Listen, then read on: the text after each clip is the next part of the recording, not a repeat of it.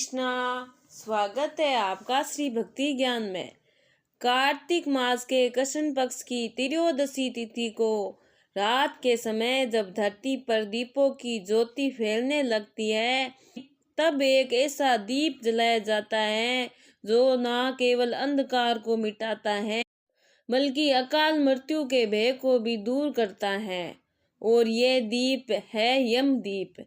कहते हैं यदि इस दीप को श्रद्धा और विधि से जलाया जाए तो यमराज स्वयं अपने दूतों को आदेश देते हैं कि इस घर की ओर मत जाना, यहाँ दीप धर्म की रक्षा कर रहा है। और हिंदू धर्म में यम दीपक जलाने की परंपरा बहुत प्राचीन है। मान्यता है कि धनतेरस की शाम को यमराज जी की प्रसन्नता के लिए ये दीपक जलाया जाता है ताकि घर में कभी अकाल मृत्यु या असमय मृत्यु का भय ना रहे। ये दीपक यमराज जी को समर्पित होता है जिससे व्यक्ति दीर्घायु, आरोग्य और सुख की प्राप्ति करता है। ये एक कथा के अनुसार एक बार एक राजा के पुत्र की अकाल मृत्यु का योग बना, लेकिन उसकी पत्नी ने धनतेरस की रात घर के बाहर दक्षिण दिशा में चौमुखा दीपक जलाया। जब यमदूत आए तो दीपक की ज्योति ने उन्हें उनके मार्ग को आलोकित कर दिया और वह उस घर को पार कर गए।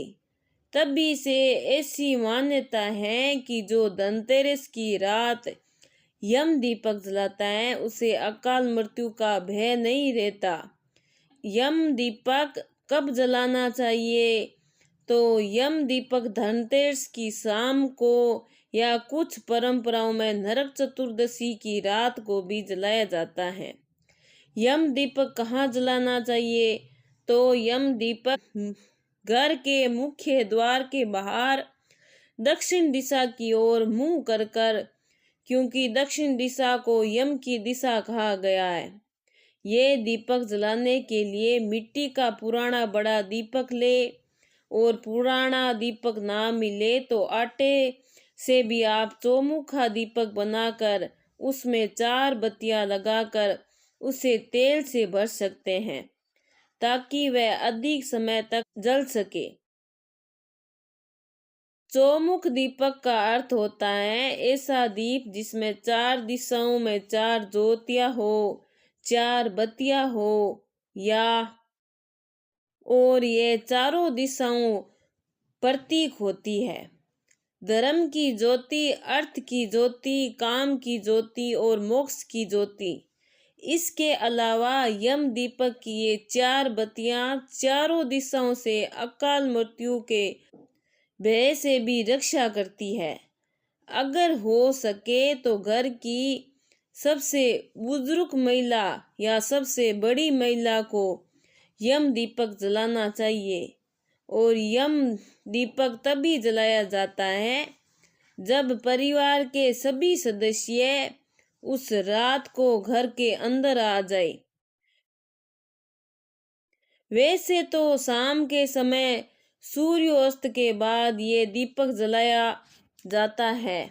और अगर परिवार का कोई भी सदस्य बाहर है और घर में उसे रात को वापस आने वाला हो तो उसके आने के बाद ही आप इस दीपक को जलाएं, क्योंकि यम दीपक जलाने के बाद फिर घर की दहलीज को उस रात को लांघने से बचना चाहिए। यम दीपक धनतेरस की रात को घर के भीतर रख कर ही जलाएं। जिसे मंदिर में आप पूजा करते हैं या जहाँ पर भी अपने चौकी सजाई है वहीं पर आप इस दीपक को जला लें।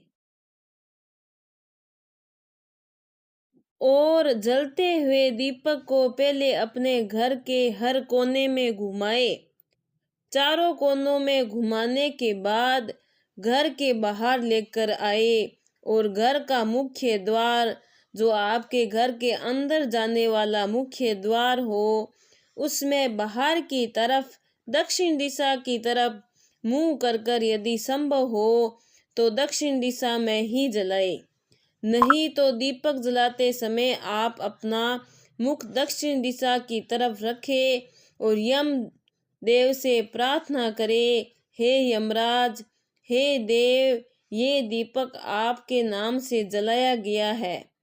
इसके प्रकाश से हमें सभी के जीवन में अंधकार मिटे और ये दीपक हमें सबकी दीर्घ आयु, स्वास्थ्य और सद्बुद्धि का रक्षक बने और हमारे परिवार के सभी सदस्य को अकाल मृत्यु के भय से रक्षा करे, अकाल मृत्यु से बचाए।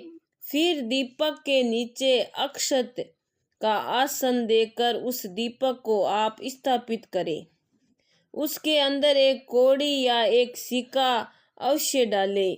ये दीपक जलाने के बाद हाथ जोड़कर एक बार फिर से प्रार्थना करें और फिर घर के भीतर आ जाए।